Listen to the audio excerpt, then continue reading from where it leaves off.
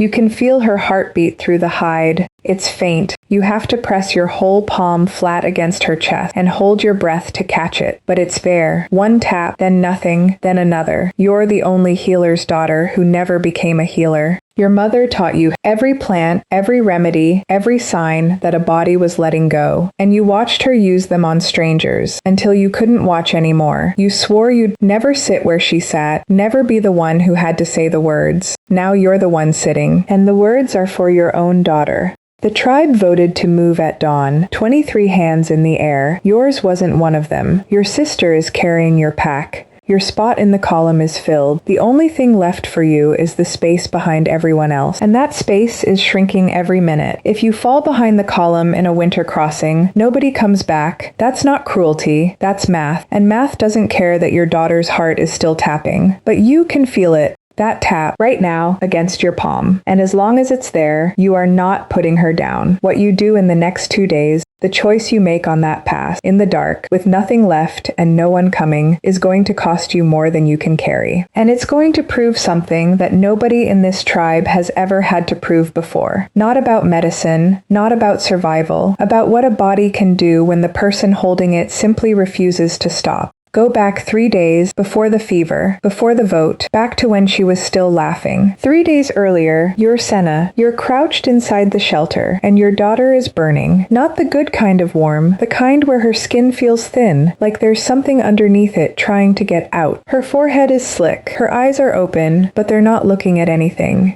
She's 4, and she's making a sound you've never heard her make. This low, rattling hum, like a wasp trapped in a hollow log. You've seen fevers before. You're a healer's daughter. Your mother taught you the plants. Yarrow for bleeding, willow bark for heat, juniper smoke for the lungs. You know what to do. Except the yarrow ran out 2 days ago. The willow bark is frozen, and the juniper, there is no juniper, not this far north, not in the dead season. Your mother spent 30 years learning every cure for every sickness the land could throw at you, and it turns out the land's best move is just being too far north. Congratulations, you've been outsmarted by geography, so you do what you can. You soak strips of hide in cold water and press them against her neck, her wrist, the insides of her knees where the blood runs close. You hold her against your chest and breathe slow, like maybe your calm can seep into her through skin alone. It doesn't work.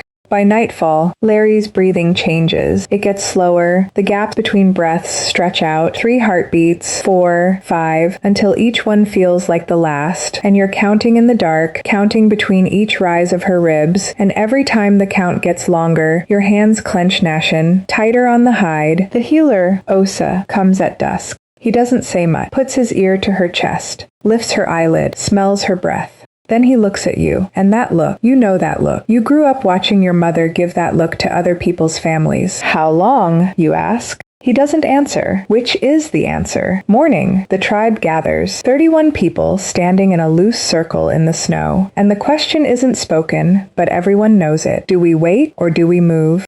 This is how it works. You don't get to stop a tribe of 31 because one child is sick, not in winter, not when the elk herds are already 2 days south and the snow is falling faster than anyone's seen in 3 seasons. The math doesn't bend for love. That's the rule. Corin, the elder, says it plainly. Not cruel, not cold, just plain. The pass closes in 4 days. If we're not through, we winter here. We don't have enough stored for that. You all know what that means. He doesn't look at you when he says it. That's how you know it's about you. And you get it. You do. You grew up in this tribe. You know the calculus. 1 life weighed against 30. It's not even close. You'd make the same call if it were someone else's child. But it's not someone else's child. It's Larry, who found a beetle last summer and kept it in a pouch and named it Rond, who tried to carry a rock bigger than her head across the camp because she wanted to give the fire a chair. 4 years old, already furnishing for the elements, who looks at you in the morning with those enormous brown eyes and says, "Mama, the sun woke up," like she's delivering news you need.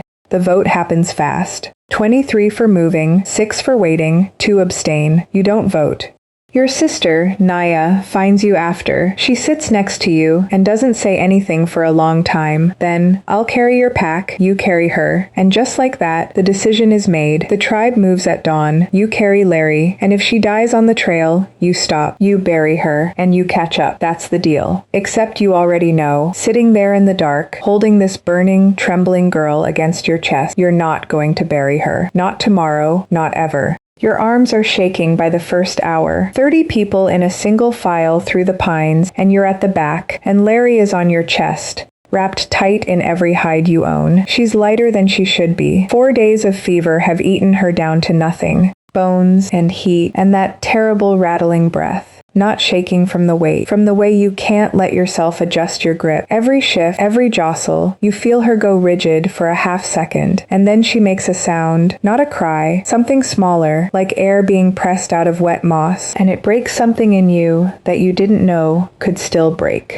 Naya walks ahead of you. She keeps turning back, keeps not saying anything. Her face is doing a thing you've seen on hunters who find a wounded animal, but haven't decided yet whether to finish it. By midday, Larry stops sweating. That's bad. You know it's bad because your mother told you. The fever isn't what kills. The fever is the body fighting. When the sweat stops, the body stops fighting. You press your ear to her chest. Still there, faint, like a bird trapped under ice. Tapping. She's still here, you say out loud, to nobody, to the pines, to whatever is listening. Nobody answers. The pines have never been particularly supportive, but you keep walking. Ahead of you, the last walker in the column, a man named Fen Mi, glances back over his shoulder, makes eye contact, then turns away, and his pace picks up. Just slightly, just enough. You watch the distance between you stretch from 10 paces to 15, then 20. He doesn't look back again. The trail narrows after the tree line. The snow gets deeper, knee-high, then thigh-high in the drifts. The people ahead cut a path, but it fills in fast.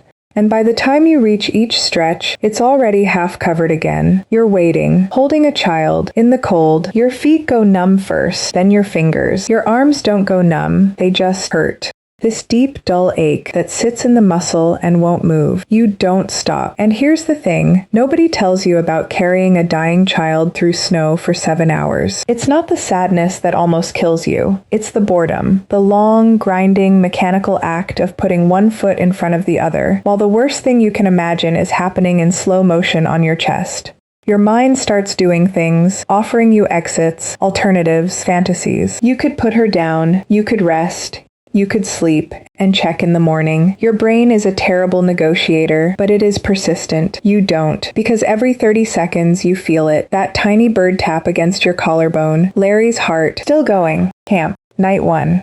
The tribe has stopped at a rock shelf that blocks the wind on one side. Fires are lit. Food is passed around. Nobody offers you any. Not out of cruelty. Out of something worse. They don't know what to say to you, so they say nothing, and the nothing becomes a wall. Naya brings you dried meat and a skin of water. You eat with one hand, Larry cradled in the other arm. Your sister watches you chew. She's got that look again. The wounded animal look, but now it's mixed with something else. Something harder. Senna, no. You don't even know what I'm going to say. Yes, I do. She breathes out hard through her nose. Her lips are blue. Her heart is beating. Hearts beat after people die. Osa told you that. Not for this long. Naya grabs your arm. Not hard, but firm. The way your mother used to when she needed you to look at her. If she dies on the pass, if she dies tomorrow, on the climb, you will be carrying a body through the hardest stretch of trail we've ever walked. In a storm, alone. Because I love you, but I can't slow the whole column. Then don't, Senna.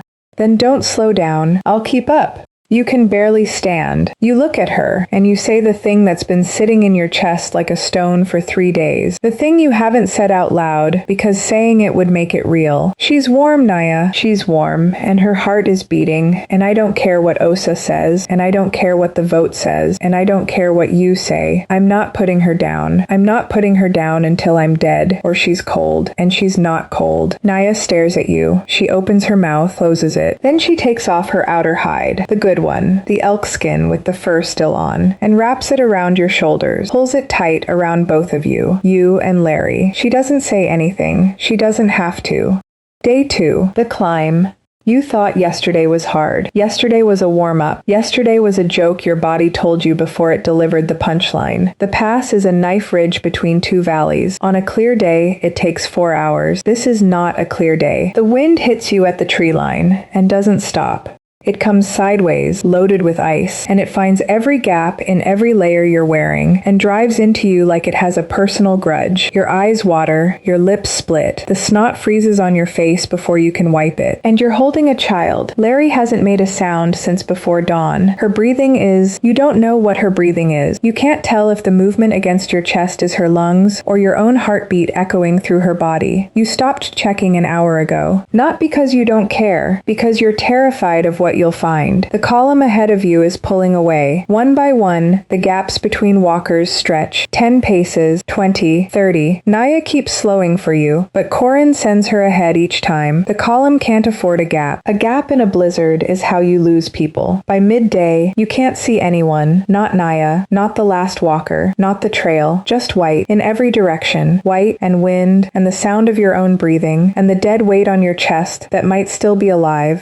Your legs give out at a drift. You go down on one knee, then both, and for a moment, you just kneel there in the snow, Larry pressed against you, the wind screaming, and you think, this is where it ends. This is the place. This unmarked, unremarkable patch of white in the middle of nowhere. This is where Senna stopped, and then you feel it. Not from Larry, from yourself. This heat. This stupid, irrational, bone-deep heat that rises from somewhere behind your ribs and pushes into your arms and your legs and your jaw. Anger. Not at the cold, not at the tribe, at the idea, the sheer, arrogant idea that this mountain thinks it gets to decide. You stand up. You keep walking. You don't know when you cross the pass. You don't know when the trail started going down instead of up. You just know that at some point the wind dropped and the snow thinned and you could see trees again, dark shapes against the white, close enough to touch. You fall against the first one, a pine, thick trunk, low branches heavy with snow. You lean your back against it and slide down until you're sitting, and Larry is in your lap, and for the first time in 9 hours, you're out of the wind. Your hands are wrong. You can see that even in the fading light, the fingers are white, not cold white, dead white, the kind of white that doesn't come back. You know what that means. Your mother showed you frostbitten hands when you were small, showed you what the fingers look like after. You'll lose at least 2. Seems like a lot until you think about what you're not willing to lose. You don't care. Because right now, in this tiny pocket of stillness under this pine, you do the thing you've been avoiding for hours. You pull back the hide. You look at Larry's face. She's gray. That's the word. Her skin has gone gray, like wood smoke, like ash. Her lips are the color of a bruise 3 days old. Her eyes are closed. Her mouth is slightly open. You put your ear to her chest.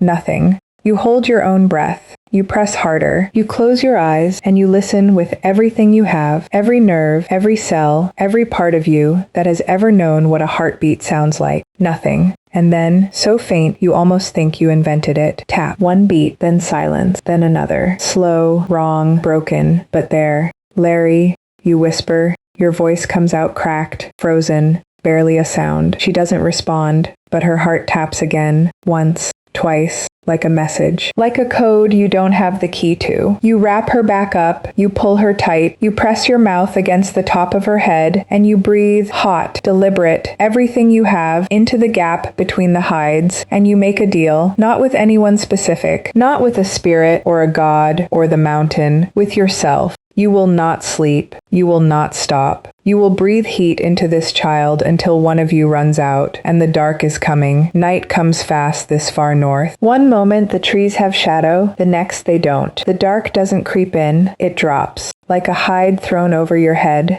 You can't stay under the pine. The cold is pooling now, sinking into the ground, into your legs, into the base of your spine. If you stop, your body will shut down the same way Larry's is shutting down, and they'll find you both in the spring, frozen, holding each other, a story people tell to scare young mothers into following the column. So you get up. You can't feel your feet. Not at all. You're walking on stump. Each step is a guess. Is the ground flat? Is it sloped? Is it ice? And you won't know until you've already committed your weight. Twice you stumble. The second time, you twist sideways to land on your shoulder instead of on Larry, and something in your arm makes a sound that arms shouldn't make. Doesn't matter. You follow the tree line down. The tribe would have taken the valley route, easier grade, more shelter, so you angle left toward where the trees thicken. If you can find the valley floor, you might find their camp. If you can find their camp, you might find fire. Fire is everything right now. Fire is the entire future of the world. You walk for an hour, maybe two. Time loses its edges in the dark. There are sounds. Cracks in the forest, something moving in the undergrowth, once a distant howl that could be wind or could be wolves, and you genuinely don't care which, because whatever it is, it's not the thing that's going to kill you tonight. Your arms have stopped hurting. That's bad. That means they've stopped reporting. Your body is pulling blood from the edges, fingers, toes, ears, and hoarding it in the center, around the organs, where it matters most. Triage.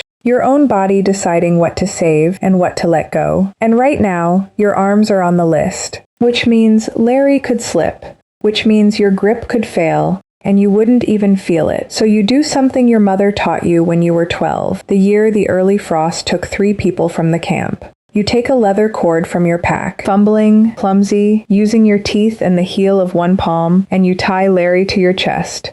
Knot after knot after knot until she's lashed to you, until dropping her would mean dropping yourself. Smart move, honestly. Also the kind of decision you only make when you've stopped pretending this ends well. Because now if you fall, you both fall. If you go into a ravine, you both go. There's no separating. And 20 steps later, you fall. Your foot finds ice under the snow, and your knee buckles, and you go down hard, sideways, the broken arm taking the impact, and Larry slams against your ribs, and for one horrible second, the cord catches her wrong and pulls tight across her chest, and you hear nothing. Her breathing, that faint rattling thread you've been tracking for 2 days, stops.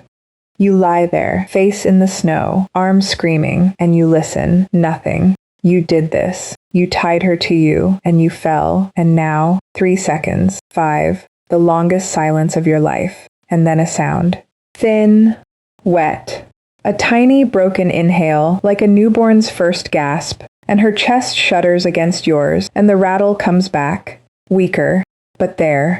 You don't move for a long time after that. You just lie in the snow, face down, holding her, shaking. Not from cold, from the knowledge that your stubbornness almost cost you the only thing you're stubborn for.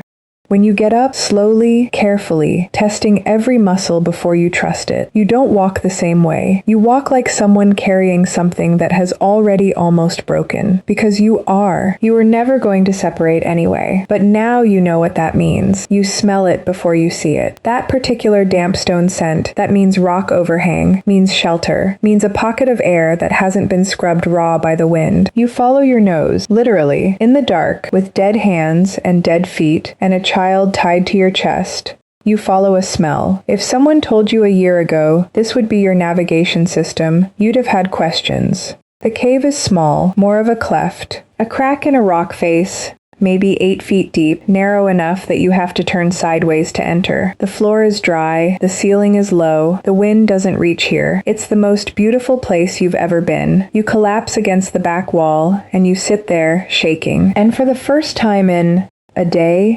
2, you let yourself cry. Not the kind of crying that makes noise, the kind that just leaks out of you, silently, like something cracked, and the pressure is finally releasing. And here's where the story turns, because you have a choice. You can stay here, wait for morning, rest. The cave is shelter, and shelter means survival. And survival means maybe you walk out of this alive. But the cave is also a trap.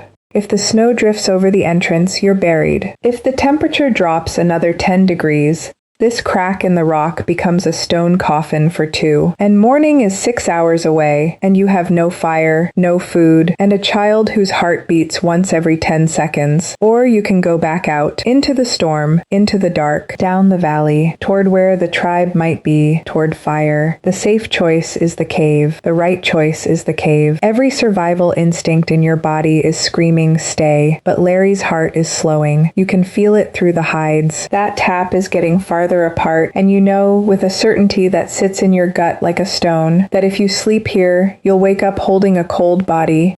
You stand up, Your legs are shaking so hard you have to brace against the wall. Your arm, the one you landed on, sends a bolt of white pain from shoulder to wrist.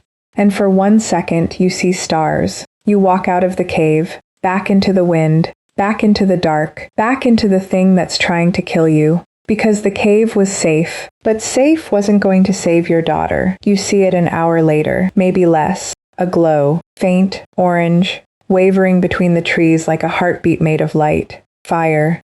You don't run, you can't run. You walk toward it with the slow, grinding determination of someone who has been walking for so long that stopping has become the harder option. Each step is a negotiation with a body that stopped cooperating hours ago. Your knees lock, unlock, lock again. Your vision blurs and sharpens in waves. The cold has eaten so deep into you that you can't tell where you end and the night begins.